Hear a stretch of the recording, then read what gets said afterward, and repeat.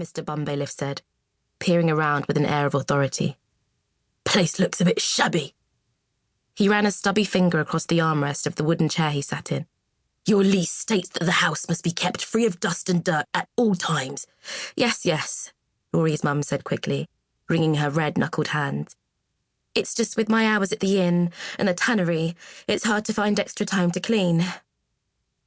The landlord looked at Rory derisively. What about him? He's a big lad. Surely he knows how to wield a broom. Rory swallowed a curse in his throat. He had survived several visits from the landlord before and had always ignored his snide remarks.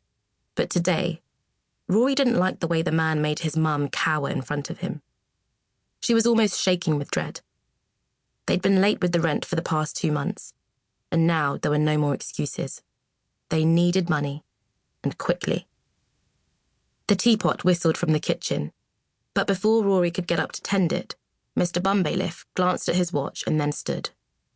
Never mind the tea, he said. I have a full schedule today and I can't be running late. He paused and raised a bushy eyebrow. So, the rent. Yes, Hilda said. 1 moment. She looked to her son, and Rory saw that her eyes were wet. Rory?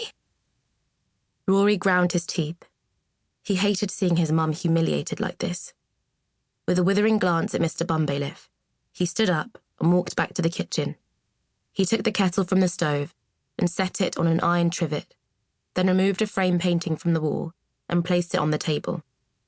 The picture was of no consequence, only a muddy watercolour of Quintus Harbour at dawn. But behind it, there was a loose brick. Rory pulled it out with a scrape and set it next to the painting. He reached inside the dark hole and retrieved the money jar, then opened it up and counted. They were short, but it would have to do. There was no other way around it. Back in the sitting room, Rory stood in front of the landlord. He wanted to throw the money in his scowling face, but instead held it out to him as if offering a slice of cake. Here you are, sir. Mr. Bumbailiff snatched the bills from Rory's hand. Now Rory really wanted to punch him. The landlord raised his right hand to his mouth and licked his thumb. 1, he said, counting the first bill. 2. A minute later, after he had counted the last bill, he released a heavy sigh. Seems you're still a bit short, he said, then looked to Hilda. I'm afraid I can't extend my generosity any further. You'll have to pack your things. You have till tomorrow morning. Rory's mouth dropped open. His mum stared at the floor, defeated. She seemed suddenly so much smaller to Rory at that moment, like she had shrunk into herself. Rory bit back his anger. Please, sir, we can get the rest, I promise. Just another few days and we'll be all square. Now, as Rory said this, he had no idea where he was going to get the money, but he had to do something. Anything. His mum raised her head and glanced at him. He's right, she said, holding back tears. Just another few days. I'll get another shift at the inn. You'll see, just a few more days, good sir. Mr. Bumbailiff was now in his element. He seemed to enjoy making people squirm.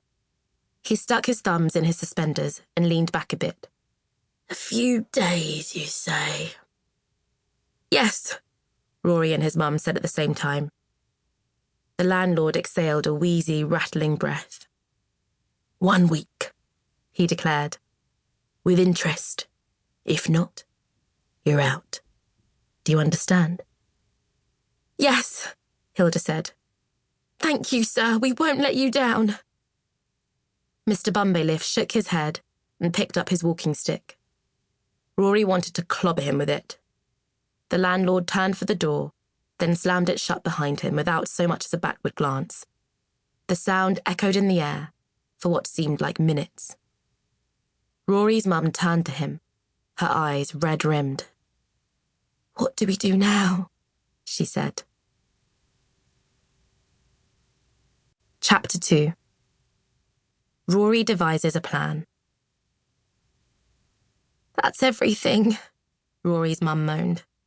All our money, gone. Rory sat down next to her on the couch. Dull afternoon light